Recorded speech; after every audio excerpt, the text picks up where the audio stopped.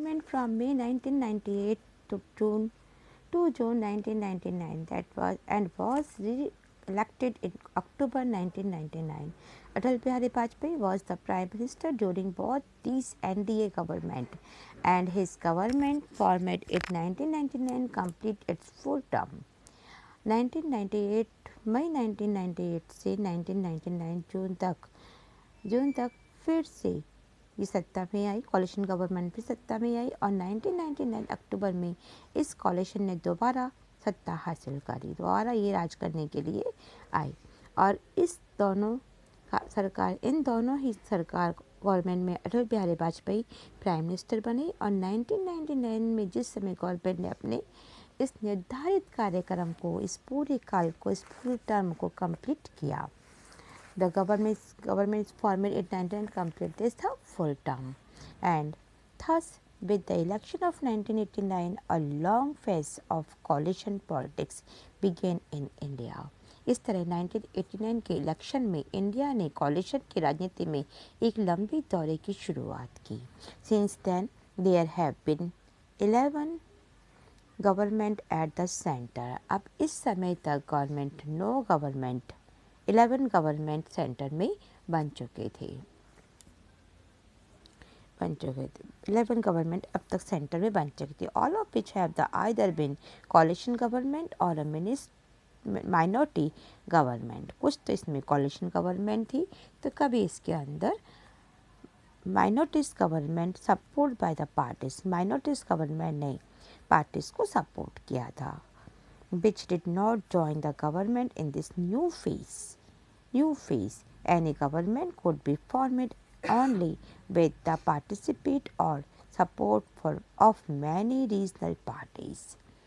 तो इस समय जब गवर्नमेंट में शामिल नहीं हुए थे, कुछ ऐसे भी गवर्नमेंट थी जिनके पास बहुत ही कम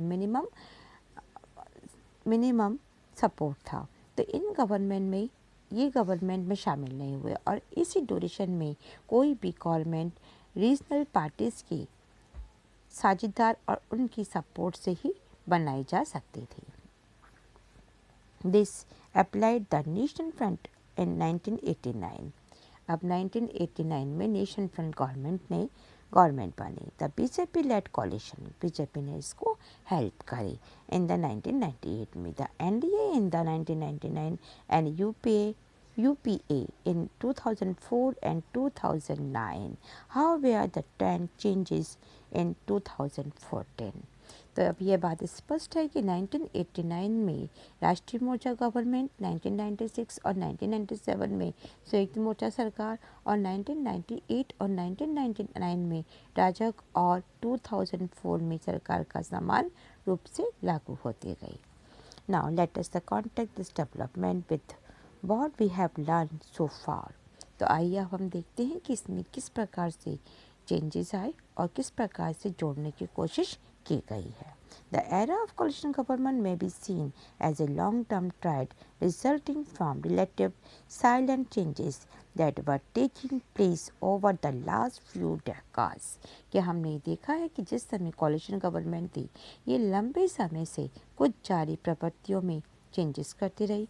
कुछ डेकास पहले भी हमने देखा कि इंडियन सोशल के अंदर चुपचाप से चेंजेस आए और इन चेंजेस में जिन प्रवृत्तियों को जन्म दिया वे भारतीय राजनीति के कॉलिशन की गवर्नमेंट के युग की तरफ लेकर के आ गए. वी सो इन चैप्टर, हमने इस चैप्टर में देखा है that in the earlier time कि पहले के समय में it was the Congress party itself that was a coalition of different interests and different social start of the group.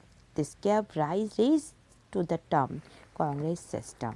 कि हमने ये देखा था कि किस प्रकार से स्टार्टिंग के सालों में कांग्रेस खुद को ही एक कोलिनेशन पार्टी मानते थे और इस विभिन्न हित और सामाजिक समूहों और वर्ग के साथ एक साथ रहते थे.